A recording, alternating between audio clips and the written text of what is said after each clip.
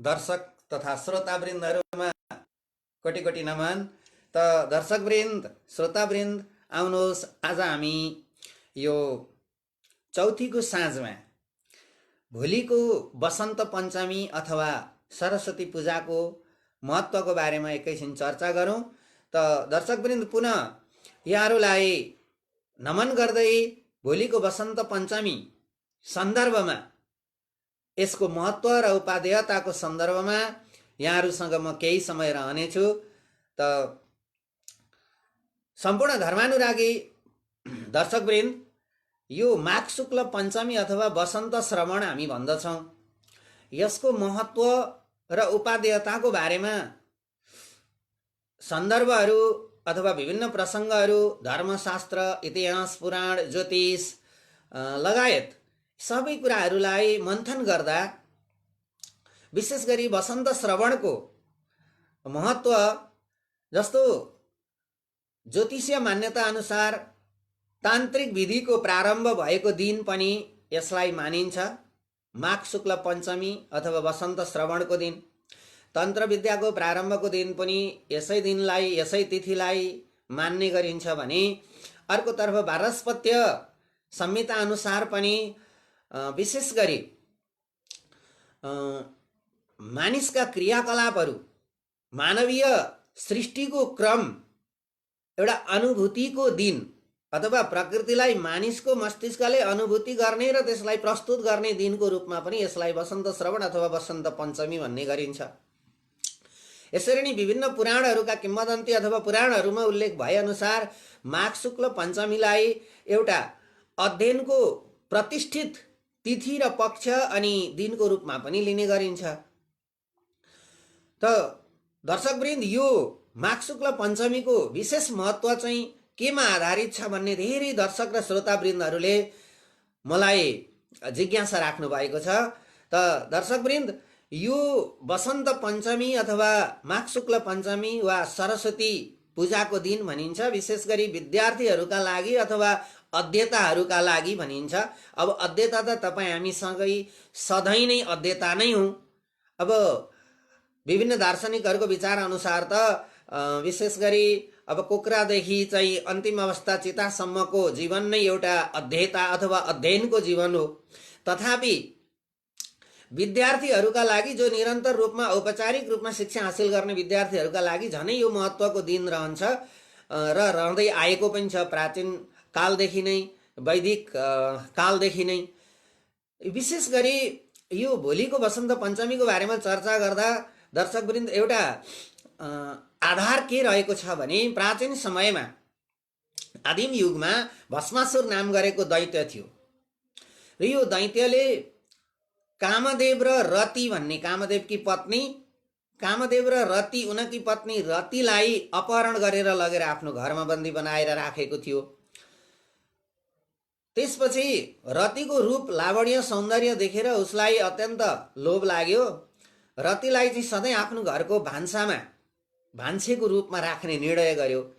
अब रतिको पति जो कामदेव थिए, यी कामदेवलाई चाहिँ उसले विभिन्न षड्यन्त्र रचेर मार्ने र समुद्रमा लगेर फ्याँकिदिने आदेश आफ्ना रखौटेहरूलाई अथवा आफ्ना सैनिकहरूलाई दियो। यही सन्दर्भमा सैनिकहरूले कामदेवलाई मारेर लगेर समुद्रमा फ्याँकिदिए। यता कामदेवकी पत्नी रतिलाई चाहिँ घरमा भान्से बनाएर राखेको थियो, उता कामदेवलाई समुद्रमा फ्याँकियो र त्यो माछाले निल्यो। अब त्यही माछा चाहिँ माझीले पक्रिएर बजार ल्याएर बेच्न राख्यो र संयोगवश तिनै भस्मासुरकै रखौटेहरूले चाहिँ बजारबाट माछा किनेर ल्याए भस्मासुरको भान्साका लागि, र संयोगले त्यो माछा पनि त्यही आइपुग्यो, भस्मासुरकै भान्सामा आइपुग्यो। कामदेवकी पत्नी रति भान्से थिइन्। जब कामदेवको स्वरूप माछाको रूपमा भस्मासुरको भान्सामा आइपुग्यो, देवर्षि नारदले कामदेवकी पत्नी रतिलाई, रति यी त तिम्रा पति हुन्, तिमीले संरक्षण गर्यौ, यी बाल्य अवस्थामा छन्, तिमीले संरक्षण गर्यौ भनेदेखि अवश्य पनि तिम्रो यो पूर्व जन्मका पतिको रूपमा रहेकाले पछि स्मरण हुनेछ र तिमीले चिन्नेछौ।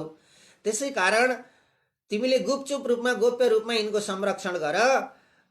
यी हुर्किएर 11 वर्षको भएपछि तिमीलाई चिन्नेछन्, मेरी पूर्वजन्मकी पत्नी हुन् भनेर बुझ्नेछन्।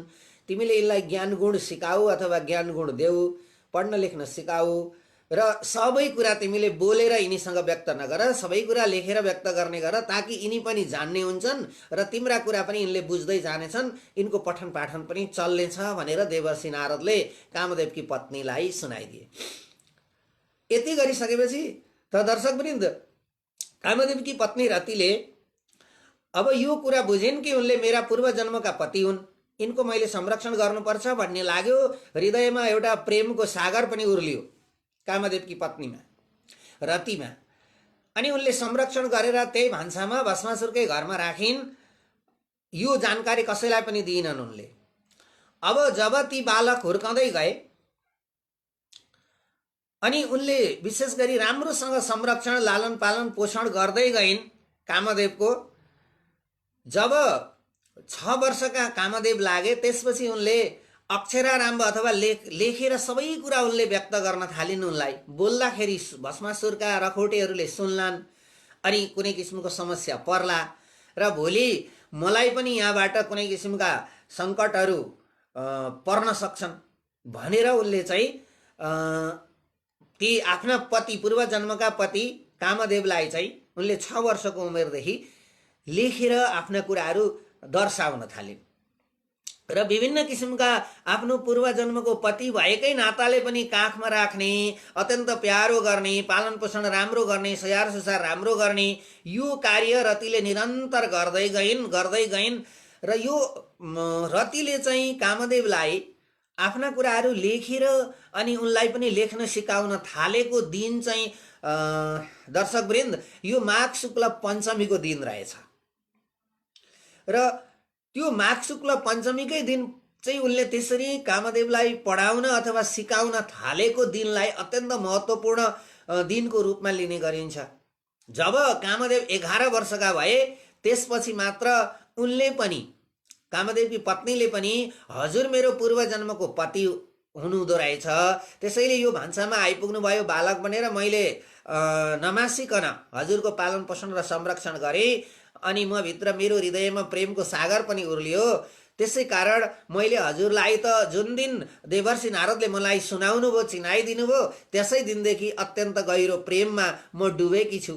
त्यसैले हे मेरा स्वामी, हे मेरा पतिदेव, अब हजुरले यो भस्मासुर नाम गरेको जुन दैत्यले हामीलाई बन्धनमा राखेको छ नि, अब हजुरले यसलाई मोक्ष दिलाउन सक्नुहुनेछ अथवा यसको अन्त्य गर्न सक्नुहुनेछ। देवर्षि नारदले यही भन्नुभएको थियो। 11 वर्षको उमेर नभएसम्म नसुनाउनु है, थाहा नहोस्, किनकि 11 वर्षको उमेर भएपछि मात्र तिम्रा पूर्वजन्मका पति कामदेवसँग ज्ञान, तन मन ध्यान र ज्ञानको शक्तिले गर्दा भस्मासुरलाई अन्त्य गर्न सक्ने क्षमता बन्छ अनि त्यसपछि उहाँले आफै भस्मासुरको अन्त्य गर्नुहुनेछ भनेर चाहिँ देवर्षि नारदले भनिदिनु भएकोले उनले 11 वर्षको उमेरसम्म पर्खिन् र 11 वर्षको उमेर प्राप्त भएपछि, पुरा भएपछि उनले आफ्ना पूर्वजन्मका पति कामदेवलाई सुनाइन्। त्यसपछि जब कामदेवले सम्पूर्ण जानकारी पाएर आफ्नो पूर्वजन्मकी पत्नी भएको कुरा पनि उनले बुझे, अत्यन्त प्रेमको सागर हृदयमा उरालेर चाहिँ पत्नीलाई अङ्कमाल गर्दै अब भस्मासुरको अन्त्य गर्छु भनेर चाहिँ कामदेव लागि परे। त्यो लागि परेको दिन पनि यही वसन्त पञ्चमीकै दिन थियो अथवा माघ शुक्ल पञ्चमीकै दिन थियो भन्ने किंवदन्तीहरूमा पाइन्छ दर्शकवृन्द। त्यसैले यो माघ शुक्ल पञ्चमीको दिनलाई वसन्त श्रवण भनिन्छ। वसन्त श्रवण भन्नाले प्रकृतिका अनेक वनस्पतिहरूको एउटा नवीन पालुवा पलाउने र नवीन स्वरूप काँचुली फेर्ने दिनको रूपमा अथवा प्रारम्भ हुने दिनको रूपमा पनि मानिन्छ। त्यसैलाई वसन्त श्रवण अथवा वसन्त पञ्चमी भनियो। र कामदेवकी पत्नीले कामदेवलाई पढ्न लेख्न सिकाउन थालेको दिन भएको हुनाले विद्यार्थीहरूका लागि पनि यो अत्यन्त महत्त्वपूर्ण छ। जबकि कामदेवले 11 वर्षकै उमेरमा सम्पूर्ण विद्या बुझेर जानेर त्यही विद्याको त्यही ज्ञानको शक्तिले 11 वर्षकै उमेरमा भस्मासुर नाम गरेको दैत्यलाई अन्त्य गर्न सफल भए।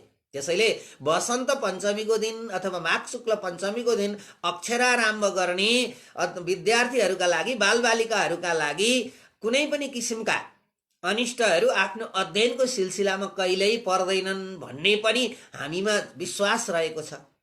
त दर्शकवृन्द, एकातर्फ यो वसन्त श्रवणको महत्त्व अथवा वसन्त पञ्चमी सरस्वती पूजाको महत्त्व किम्वदन्ती यहाँहरूलाई मैले प्रस्तुत गरेँ। अब बाँकी अर्कोतर्फ यो तन्त्र विद्याको प्रारम्भ भएको दिन पनि मानिन्छ, माघ शुक्ल पञ्चमीको दिन।